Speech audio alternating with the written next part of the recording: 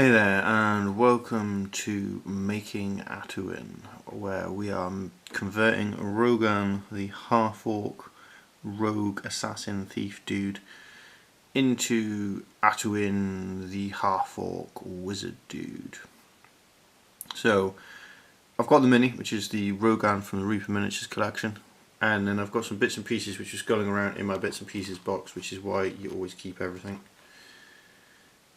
So, our wizard uses a crossbow. I've got a crossbow. I'm torn between whether to use this like quiver of arrows / bolts. Bolts should be shorter than arrows, by the way, just in case you didn't know. Arrows are the length of your arm. That's how you work out the length. It's from your chin to the tips of your fingers. If you stretch out your arm to the side, and that's so that when you're at full draw on a bow, the arrow hasn't come behind the bow. Whereas on a crossbow you have quarrels or bolts, and these are a fixed length based on the frame of the crossbow, but they tend to be half the length of an arrow, sometimes even shorter. So yeah, I'm not quite sure about that. The other thing I have sculling about are two halves of a book. Now these extra bits, I found them in amongst my Skaven stuff, and I think it's Mordheim Skaven box, but it came with a whole load of extra bits and pieces, which is actually very useful, because I thought I can use the book. He's meant to be a wizard, that means I can give him a book, so it's like he's got a spell book on him. He uses a crossbow, and I am actually going to cut the dagger out of his back hand here, and I'll put the crossbow in there. Is whether or not to convert this, which is ostensibly a sheath for a knife, into the quiver of quarrels, because it's about the right length for quarrels, and all I'd have to do is put the sort of feathering in and around the top. So maybe a little bit of a green stuff conversion there. First up though, I've got to clean up the model, because as you can see there's bits of mould line and such forth. So I'm just going to run a knife blade around. How much is there? There's not actually a lot on this. The thing about these Reaper bones is it's actually quite hard to see. Like you see, there's a bit of a mould line along here.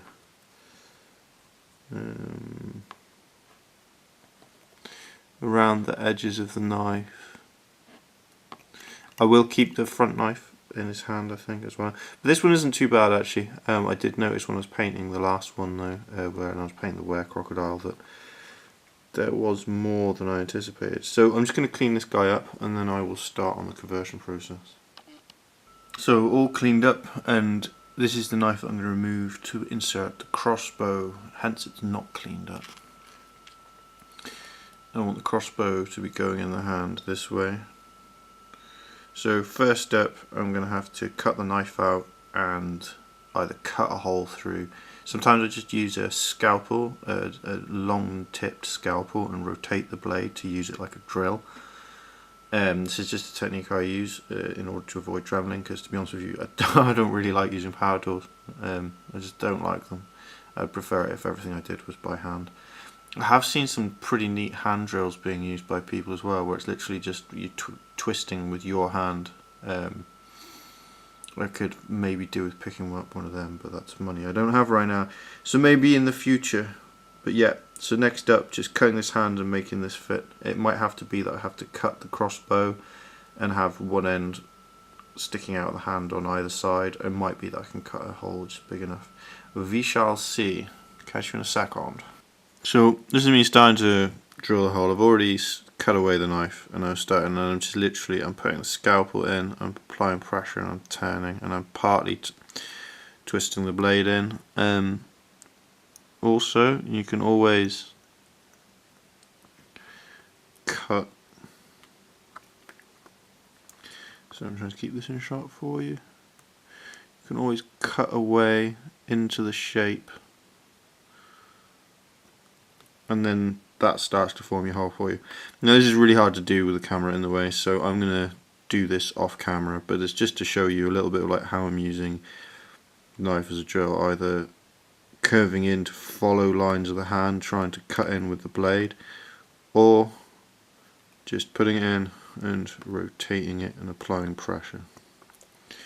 But I'm going to crack on and I'll get this done. I've got a sneaking suspicion I'm not going to cut a hole all the way through, but just either side, because I don't think that there'll be any hand left if I bore a hole big enough for the crossbow to pass through. But we shall see in a mo. Here then is the hand all freed up, so as you can see I've not only bored a hole through, I've cut the fingers and thumb free. And this is because the plastic that's used in these Reaper bones is actually pretty soft and supple, which makes it pretty manipulatable. Or manipulatable, not sure. One, t'other, or both. And then I should just be able to pop the crossbow in. And so, as you can see, that means that the crossbow's fitted and the hand holds it in a quite pleasing way. So there it is. Atuin now has a crossbow. Next up then, I think I'm going to do the quarrel heads, but what I'm going to do is I'm going to use a tiny offcut of the stuff I use for making buildings out of. Pallite, that's the word.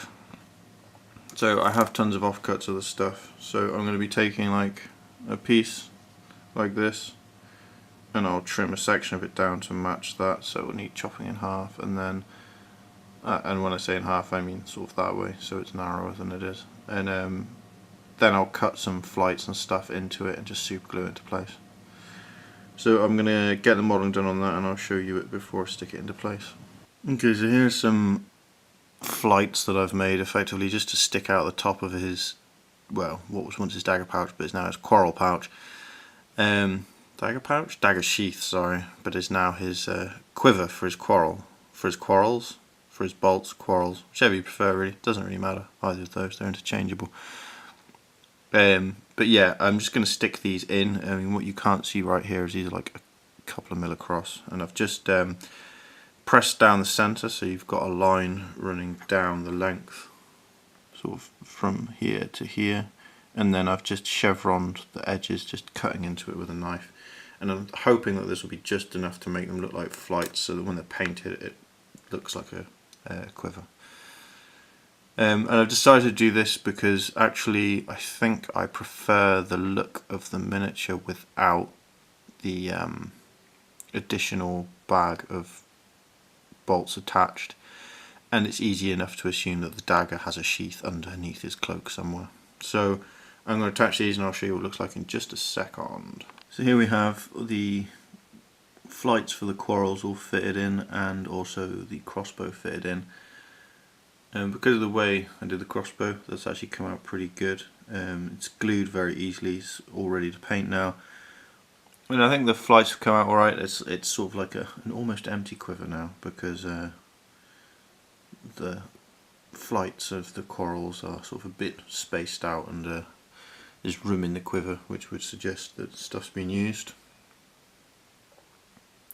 So then just whilst I was doing that, I noticed this area in here and these knives. There's a brace of knives across his chest here because he's meant to be an assassin, right?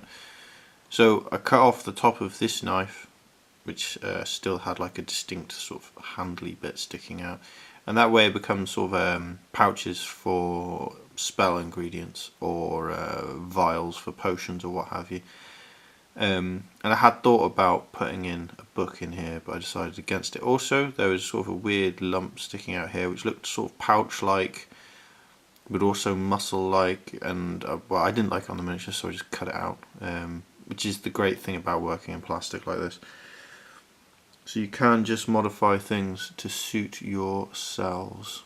So I'm just going to do a bit of filling with green stuff in here now, and I will get back to you in a mo. So there you go, just touching in now with the big green stuff. It's not a lot, but cleaning those things up do make a difference. I've kind of put in the muscle of the arm back in, and also a cap on top of this so it makes it look a bit more like a vial, and I've also put in like a bit of a belt running diagonally backwards this way. Just the little details that make a difference between making it look right or not. So as ever, I hope this has been of some use to you, some interest, that you're converting, making awesome miniatures which fit all of your games how you want them to fit. The right heroes for your heroes. And thank you for watching. Have a good one, take care. Bye bye.